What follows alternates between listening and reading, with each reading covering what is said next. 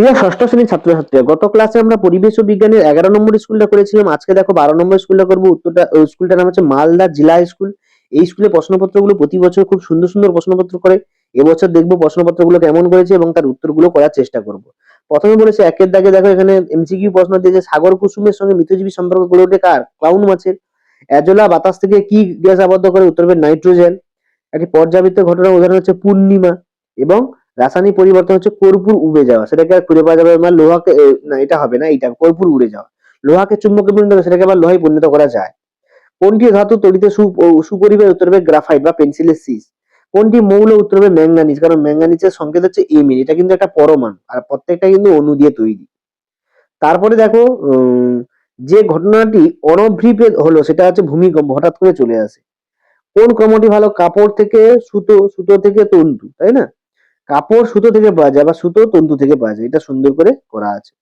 একটি কীটনাশকের, রাসায়নিক কীটনাশকের নাম হচ্ছে ম্যালাথিয়ন এবং কার্বন টেট্রাক্লোরাইডের সংকেত হচ্ছে CCl4। একটি রাসায়নিক সারের নাম হচ্ছে ইউরিয়া এবং মিথেনের সংকেত হচ্ছে CH4। মিথেনের সংকেতকে কি লেখা হয়? CH4 ভাবে মিথেন লেখা হয়।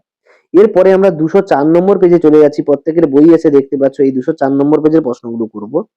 তো প্রথম প্রশ্ন কি বলেছে দেখো, দুধ থেকে দইতে পরিণত করে কোন অণুজীব? উত্তর হবে ল্যাক্টোবেসিলাস। এটা কিন্তু না থাকলে আমরা কিন্তু দই খেতে পারতাম না বা ঘোল খেতে পারতাম না। ভূমিকম্প একটি অভিপ্রেত না অনভিপ্রেত? অনভিপ্রেত, হঠাৎ করে আসে। ভূমিকম্প কখনো বলে আসে না যে আমি আজকে আসবো কি কালকে আসবো, এই জন্য অনভিপ্রেত ঘটনা। যক্ষা রোগের জীবাণু কোথায় বাসা বাঁধে? ফুসফুস। এটা মনে রাখবে, যক্ষা রোগের জীবাণু নাম আছে মাইকোব্যাকটেরিয়াম টিউবারকিউলিস। একটু কঠিন নাম, তোমরা করবে। সামুদ্রিক মাছের যকৃতে কি তেল পাওয়া যায়? না, ভিটামিন এ এবং ডি। ঠিক আছে, তেলে কি থাকে? ভিটামিন এ এবং ডি থাকে। পটাশিয়ামের ল্যাটিন নাম কি? ওটা হবে ক্যালিয়াম বা কে। পটাশিয়ামের চিহ্ন হচ্ছে কে দিয়ে ডিনোট করা হয়, এই জন্য কে অর্থাৎ ক্যালিয়াম বোঝানো হয়। কাঠ পালিশ করার জন্য যে রজন লাগে সেটা উদ্ভিদে কোথা থেকে পাওয়া যায়? উত্তর হবে পাইন গাছ থেকে পাওয়া যায়। রজন আমরা পাই কিন্তু পাইন গাছ থেকে। তারপরে 2 নম্বরের প্রশ্নগুলো আলোচনা করি। দেখো বাকি প্রশ্নগুলো দেখে নিই, তারপরে উত্তরগুলো। পাউরুটি গায়ে ফুটো থাকে কেন? ভৌতপদার্থ রাসায়নিক মধ্যে পার্থক্য। মৌলের চিহ্ন কাকে বলে? ম্যাগনেসিয়ামের চিহ্ন কি? অ্যামোনিয়া কার্বন ডাইঅক্সাইডের সংকেত লেখো। সাদা আপেল খোলা রাখলে বাদামি শব্দ হয় কেন? মৌলে পারমাণবিকতা কাকে বলে? আয়োডিনের যোজ্যতা কত এবং হানি ডিউ কি? তো এই সমস্ত প্রশ্নের উত্তরগুলো আমরা এক্ষুনি করব। তো দেখো এক এক করে। প্রথমে পাউরুটির গায়ে ফুটো থাকে কেন? এখানে কার্বন ডাইঅক্সাইড থাকে বলে এই গ্যাসটা যখন বেরিয়ে যায় ফুটো সৃষ্টি করে।